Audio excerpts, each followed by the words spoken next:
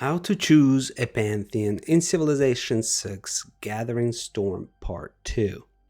A Pantheon has the strongest impact on the game in the first 100 turns, according to me. And the best Pantheon in Civilization 6 Gathering Storm depends on your playstyle, civilization traits and abilities, and the type of victory you're pursuing. However, I'm still doing this list.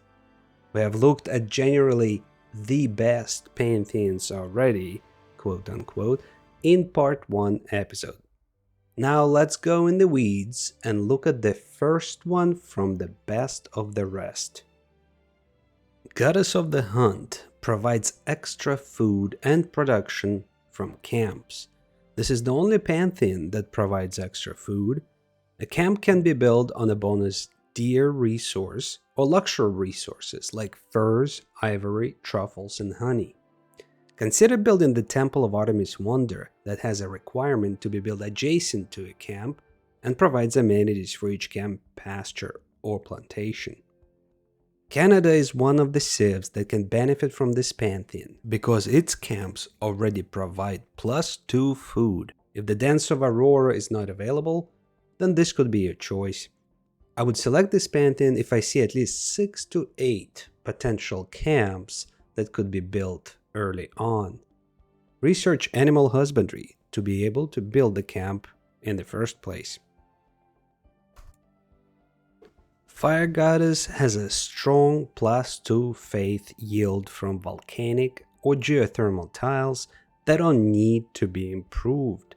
Try a primordial New Age type map and play as Spain or Hungary as your civ that both have a starting bias towards such terrain.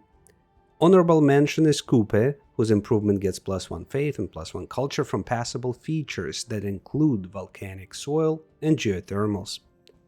This Pantheon is a risky one though. Geothermals is one thing, but not every volcano erupts, even though it smokes a little. And you would need at least, I would say, 3 volcanoes to make it worthwhile. Spawning next to natural wonders like Mount Kilimanjaro or Vesuvius might make this decision easier.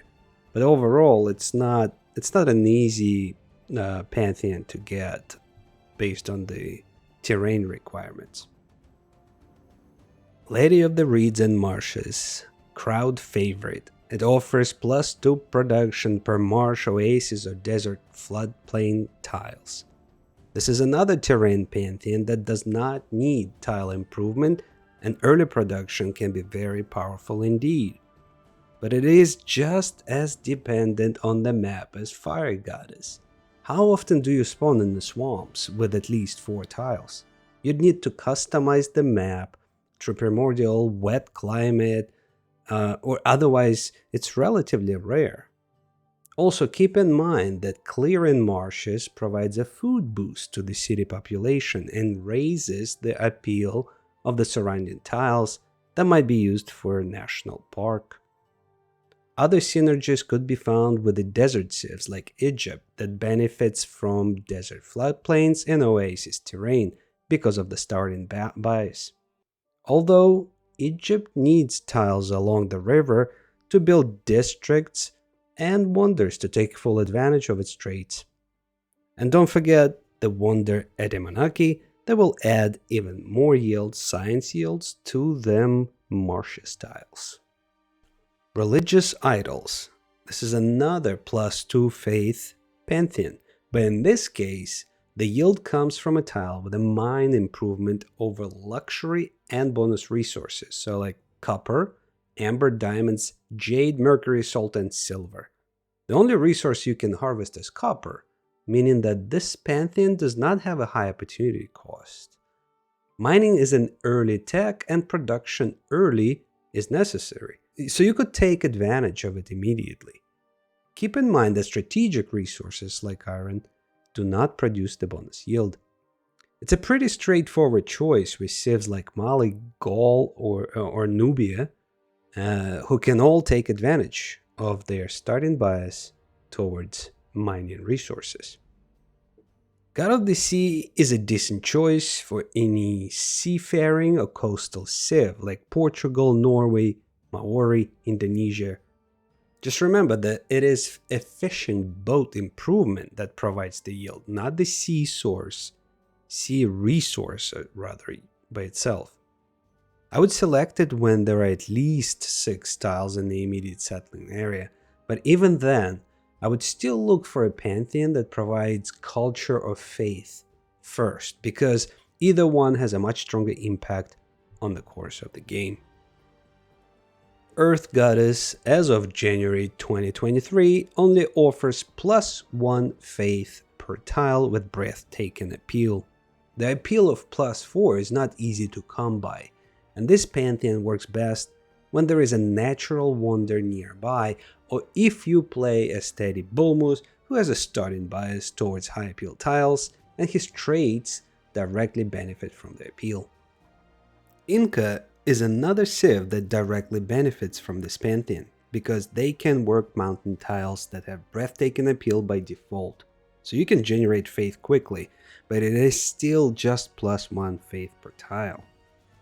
Stone Circle's Pantheon is similar to Religious Idols, in that it gets +2 faith per improvement, but it is harder to execute because the improvement is a quarry. First of all, you need a higher level tech of masonry to be able to build one, and second, the quarry resources are very limited. You have stone, marble, and gypsum only, and usually it is more efficient to harvest stone in favor of rushing production in the city than keeping a quarry over long term. So I would even drop this Pantheon lower on the list, to be honest. Oh, my favorite, Fertility Rites Pantheon. It might look like a great deal with a free builder, I get it. I'm sure I get quite a bit of flack for ranking it so low on my choice list. However, I put it at the bottom of the group because the 10% growth rate, it applies to excess food only. Surplus, not total.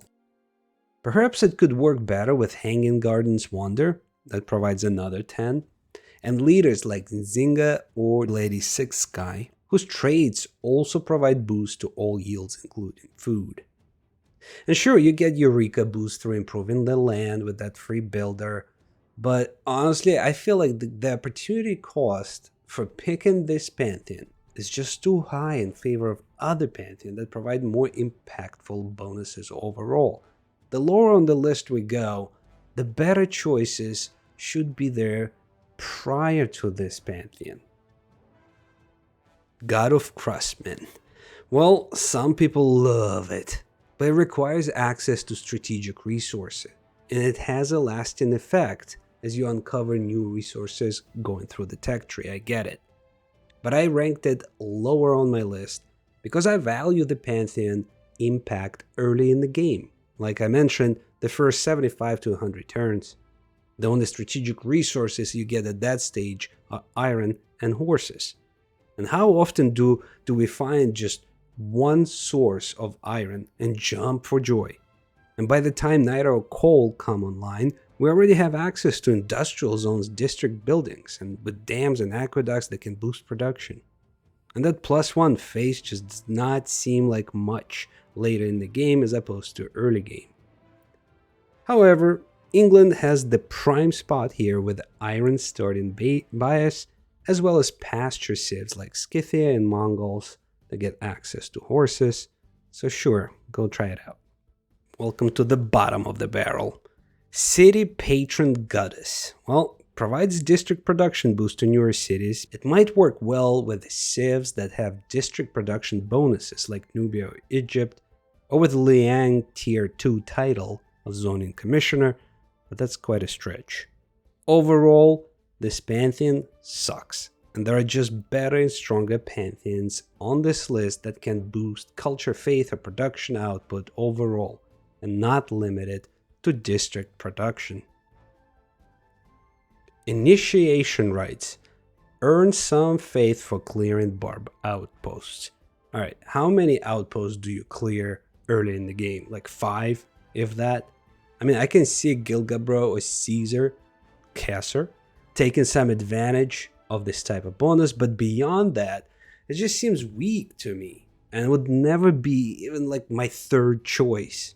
Just no.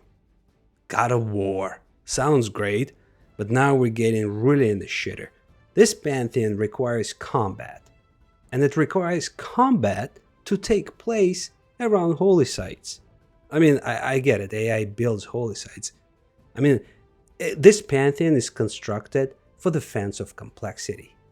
But if you're surrounded by faith driven civilizations that build holy sites and you don't mind going to war, then play as Tamar of Georgia and get another 50% of faith for each unit killed. Thankfully, you don't need a holy site for that. Tamar seems to be the only leader that can make this Pantheon somewhat work.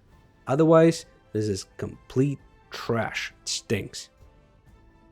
God of Healing. Sounds great again. Another Pantheon that requires a holy site to make it work. And guess what? This time it has to be your own holy site.